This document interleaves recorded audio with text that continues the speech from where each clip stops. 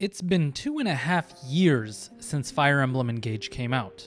Fire Emblem Three Houses is 6 years old. People who were in high school when Fire Emblem Awakening came out are probably getting married now. Fire Emblem Genealogy of the Holy War turns 30 next year, older than most of you watching this video. This series has been around for a long time, but one of the things that is most striking is how consistent it is. But for a while now, we haven't had any news. It's been consistently gone. There have been some rumors in the background for a while about how FE4 will be the next game. Some rumblings about a guy on LinkedIn who stated he did artwork for the newest Nintendo strategy game that was presumed to be Fire Emblem. And of course, there's always the never-ending hope with each Nintendo Direct that Fire Emblem will show up. But it hasn't. And this has less to do with Fire Emblem and more to do with Nintendo than we think. Now, I have a theory, a game theory, and maybe I'm being bold here, but I actually think that Fire Emblem game we're waiting for doesn't actually exist anymore. Whatever we've heard about, all the rumors of the past couple of years, I think those are all going to be wrong. We all know that Engage was leaked a while ago, and those leaks were incredibly accurate. They were so accurate that I had to apologize for being so harsh on the leakers at the time because we thought those leaks were ludicrous. But at the time, we were going through a global pandemic. There were a lot of game delays. Fire Emblem Engage was clearly meant to be some kind of fun anniversary celebration game, and it was. But the fact of the matter seems to be that Nintendo sat on this game to release it later on in the timeline while they let Intelligent Systems do something else. Are you starting to get what I'm putting down here? No? Well, keep listening, it gets a little bit deeper. It's 2025. Clearly, you guys know that, I don't need to say it. But like I said earlier, it's been 2.5 years since Engaged, and in this calendar year, Nintendo has made some massive moves. They've released the fastest selling console ever, the Nintendo Switch 2, and their stock prices have skyrocketed to the highest they've ever been. So I sat down and thought about it a little after I saw this, and this console is fantastic. I personally love mine.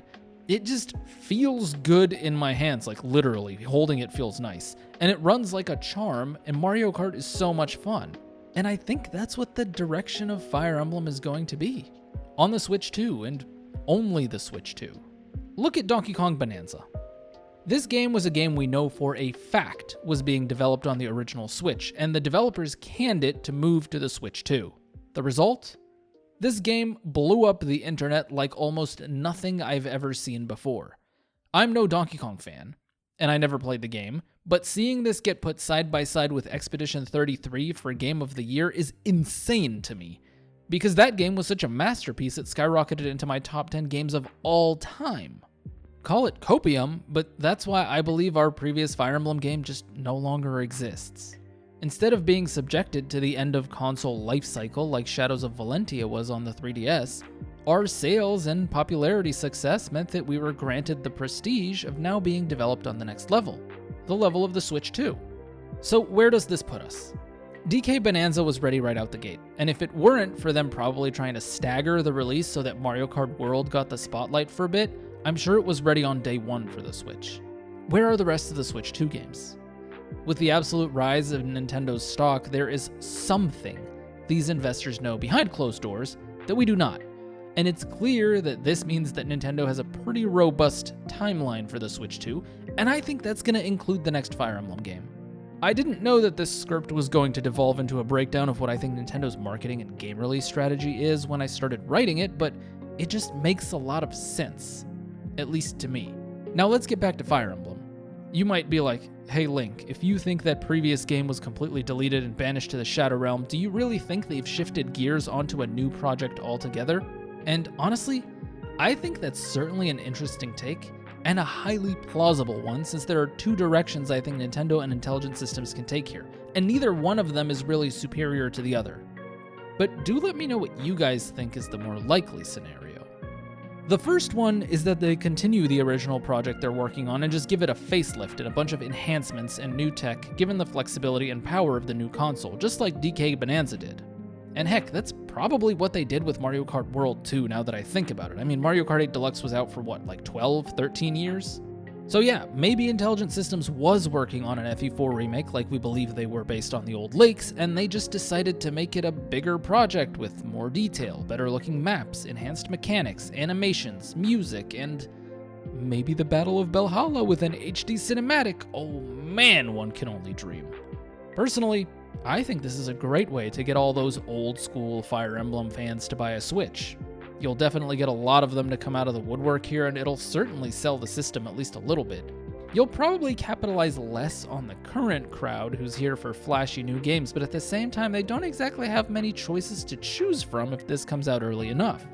A remake doesn't necessarily aim to grab new fans. Historically, they never have, with Shadows of Valentia being the first one to really make any waves of the three they had done so far, and so it could be a risky move, but not as high of a risky one further into the console's lifecycle. Also, like I mentioned earlier on in the video, it's the 30th anniversary. Come on, man. There's no better time to drop it. Just give it to me. To us. You know what I'm talking about. The alternative route they could pursue is scrapping whatever they're working on and work on something entirely new.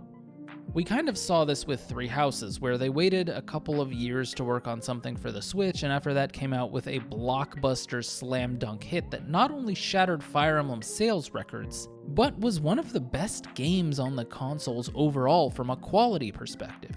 It saw a massive influx of new fans come into the series and is relevant in online discussions to this day. Its longevity, popularity, and iconic nature of its characters is almost unmatched by any other game in the series. Do I see Nintendo going for a power play like this? Honestly, I can absolutely see it, and I can even see them doing this early on in the life cycle of Switch 2. Like I just said, Switch 2 owners don't really have much of a library to fall back on at the moment. Nintendo are giving us Path of Radiance on the GameCube Virtual Console, and then bam, they drop a huge game that looks nice and grabs the interest of everyone who owns it. Am I crazy in thinking it might sell 2 to 3 million copies even with that small of an install base? Possibly, but what's even more important here is its ability to move console units.